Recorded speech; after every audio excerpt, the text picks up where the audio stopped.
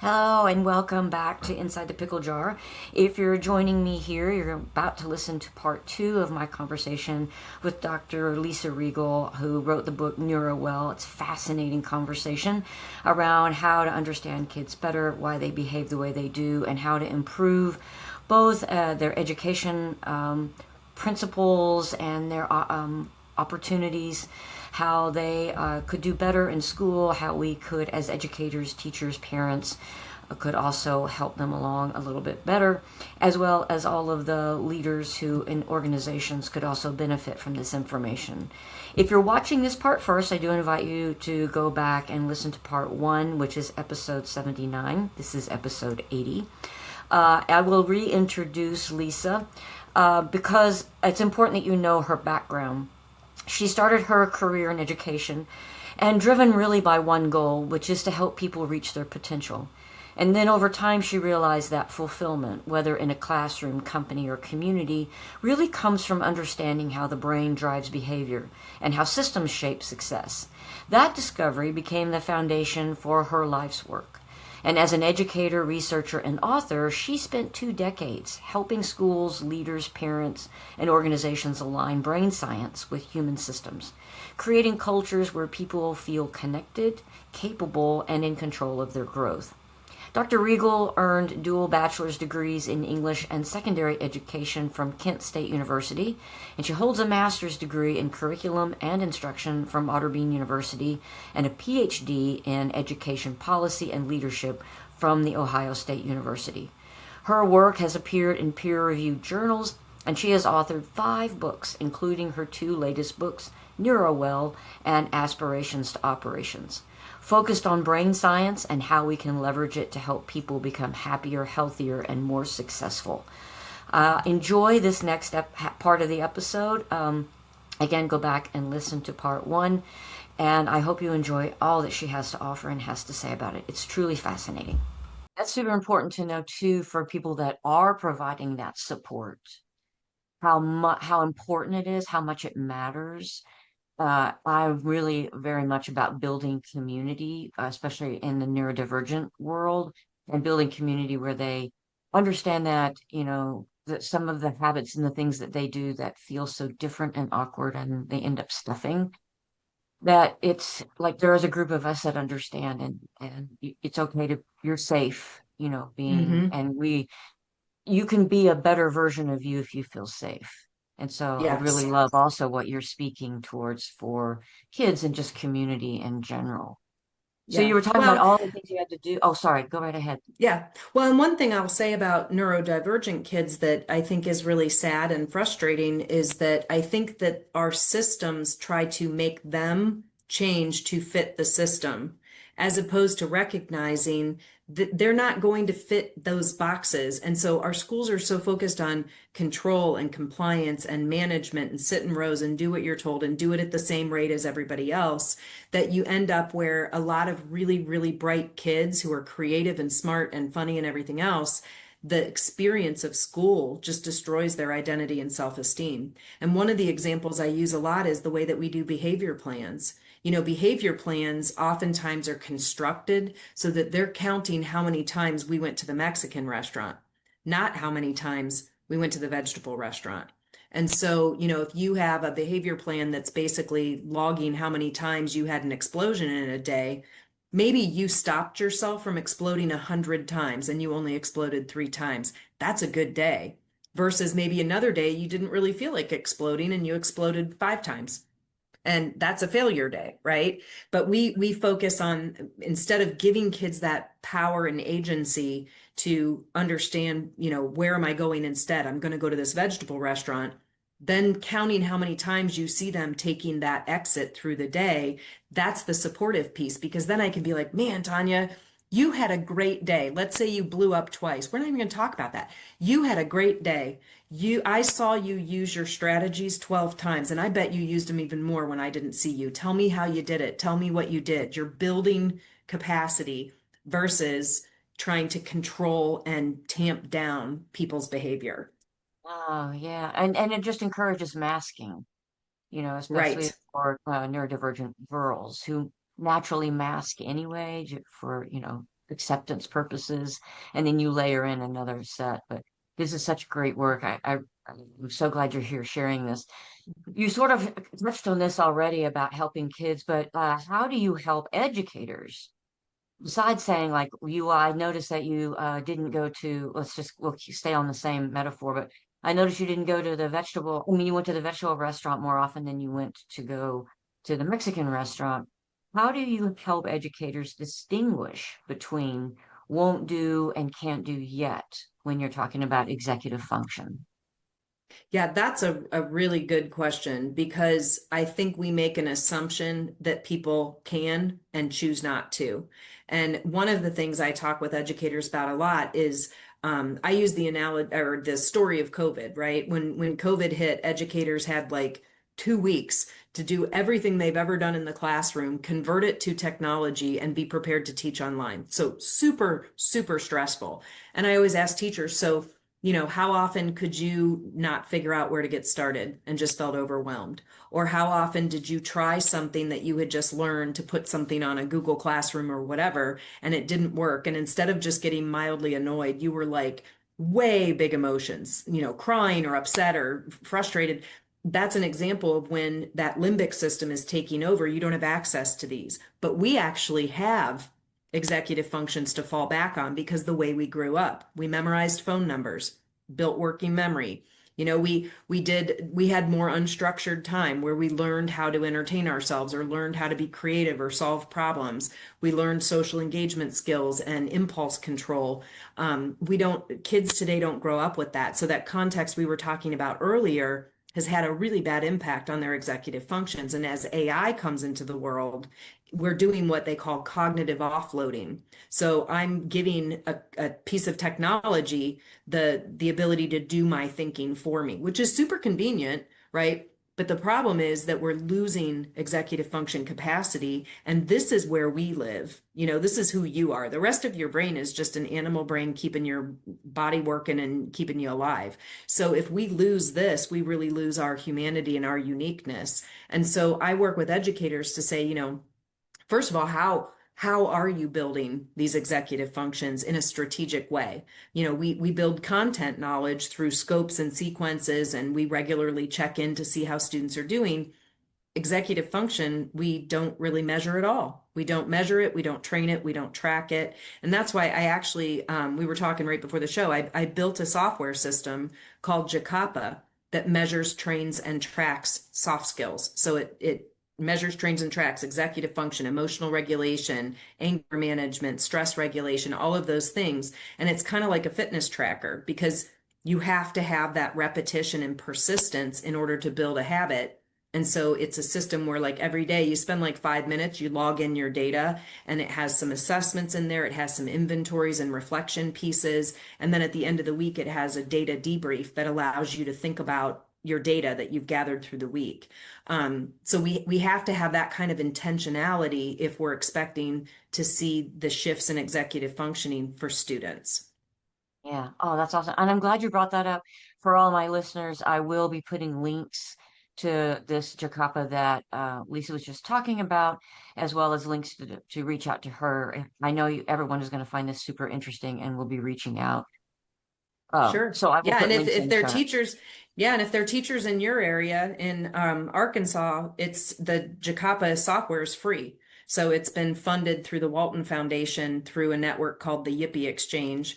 And if people are interested, I can send them some more information about that, but they can get it for their classroom for free. That's awesome. Thank you for bringing that up. That's it's Mhm. so great. So, you reframe behavior as a neurological signal rather than a moral failing. I feel like Mhm. you've brought this up a little bit. Can you share a moment when understanding the brain completely changed how you interpreted a student's behavior? And maybe early in your career when you were just beginning this, and it was like that was the aha moment that maybe turned this into I'm going to do this for the rest of my life.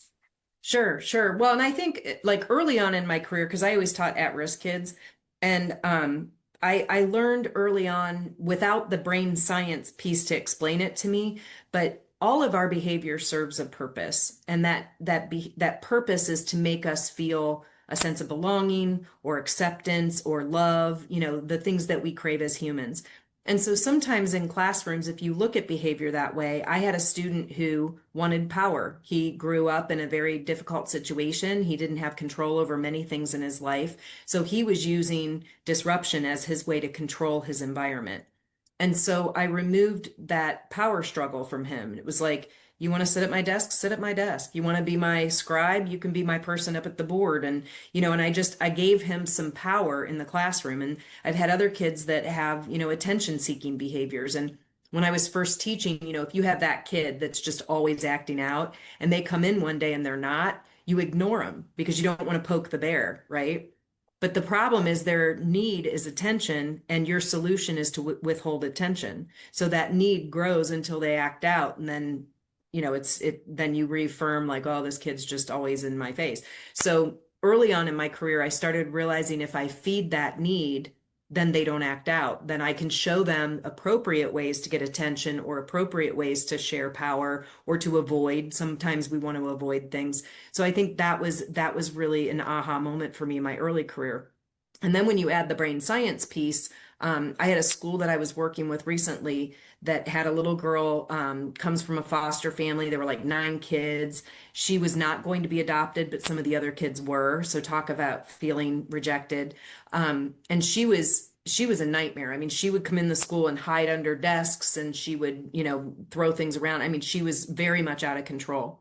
So we started talking about the other myth for educators is that when we walk through the school doors, our past isn't behind us. Our family life isn't separate. All of those pieces are part of those filters in our brain. And so the idea of, well, you're here now and you're safe, so what's your problem, right? That doesn't compute in the brain.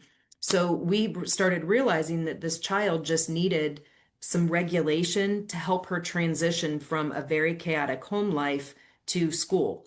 So we started having her eat breakfast in a room that had like a little swing, and they had an aide in there who was in the classroom that knew her, and she would just, how are you today? What's new? What are you looking forward to? Did you watch something cool on TV? Just a conversation, and the swinging movement calmed that vagal nerve down. And what we found was that just that intervention of having that transition for that child had a 2-hour impact. Wow, that's so amazing. How do you determine? Because for some kids it's super easy. This is me going off script a little bit, but how did you determine for some kids what that need or or um or the what did you call like the thing that they didn't want, the avoidance? How did you Yeah. figure out was it need versus avoidance, and how did you kind of dial into what that was so that you could satisfy it?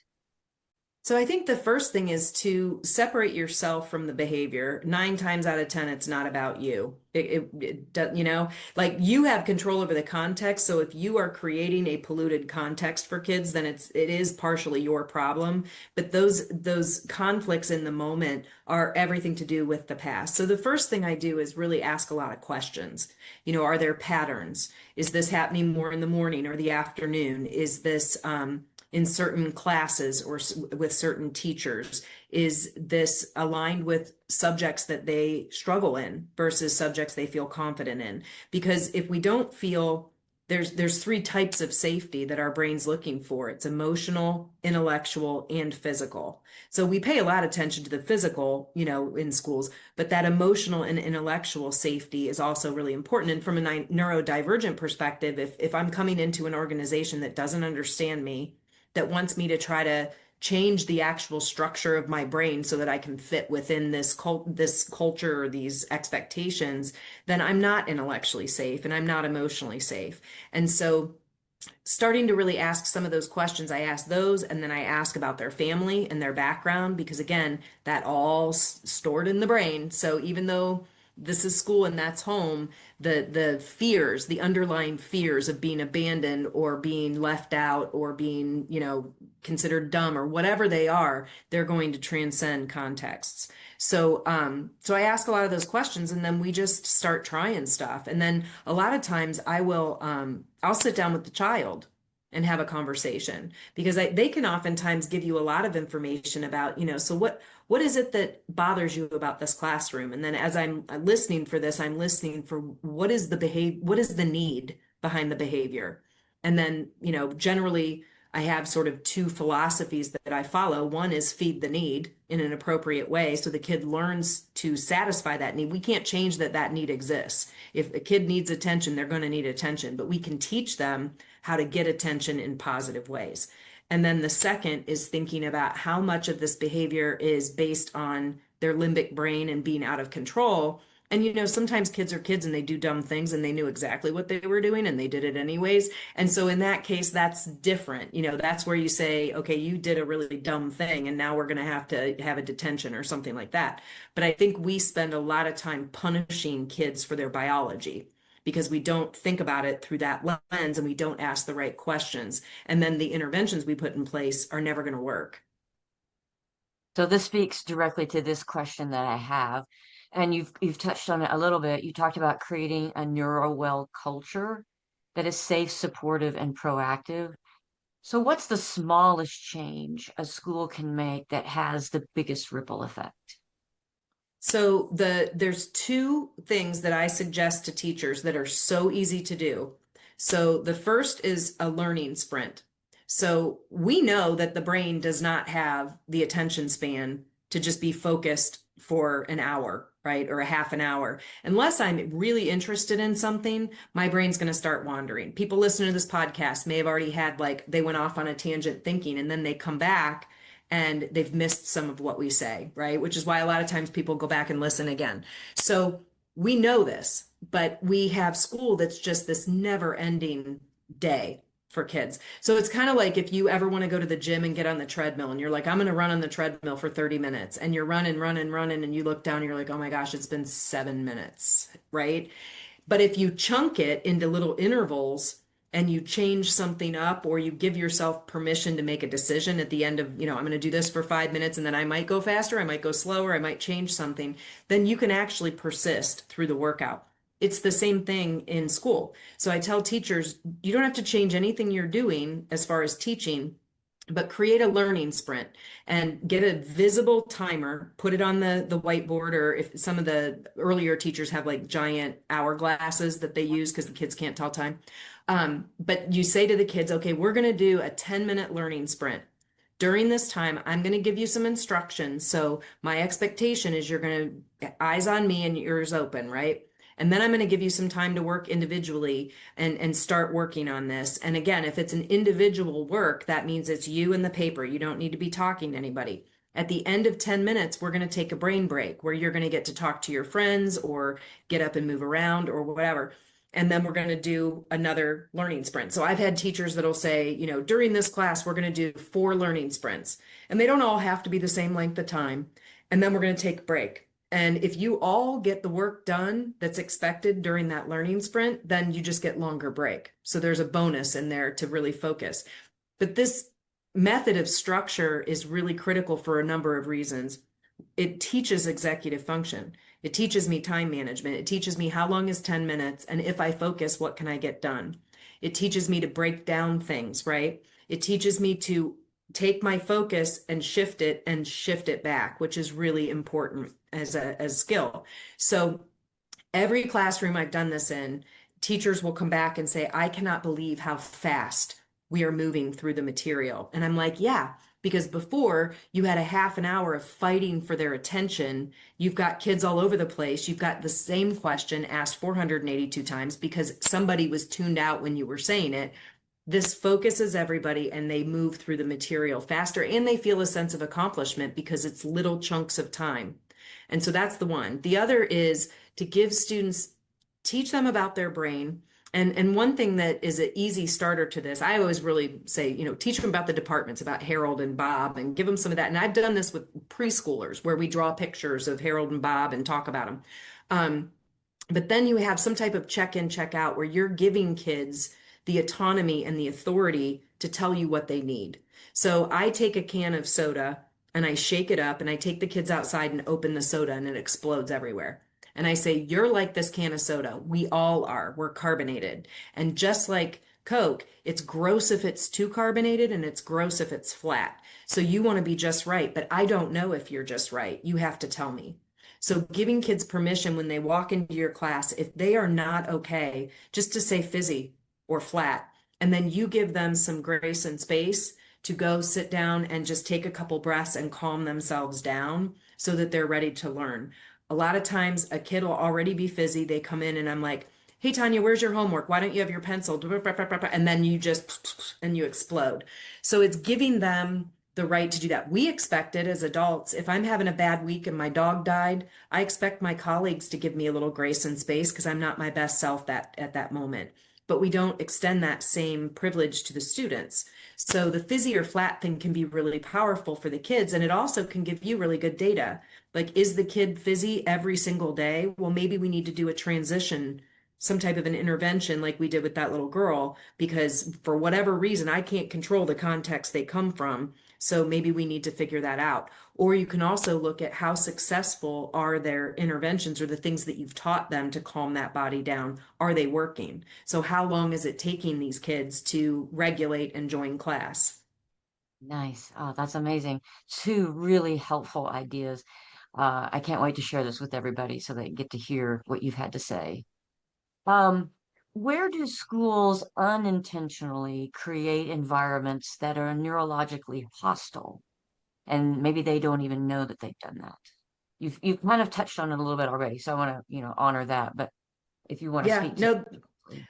I think that the biggest frustration and sadness for me as a person who's been an educator for years is that when the accountability movement happened, our system shifted from a human system focused on kids to a human system focused on adults.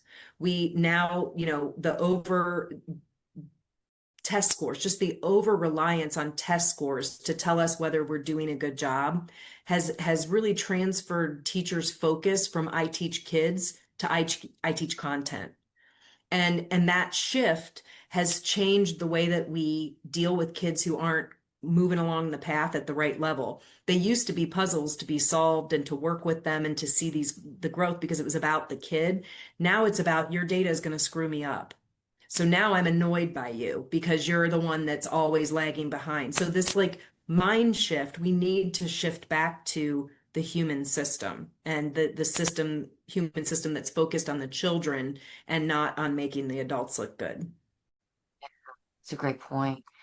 So your work currently sits at the intersection of neuroscience and systems change.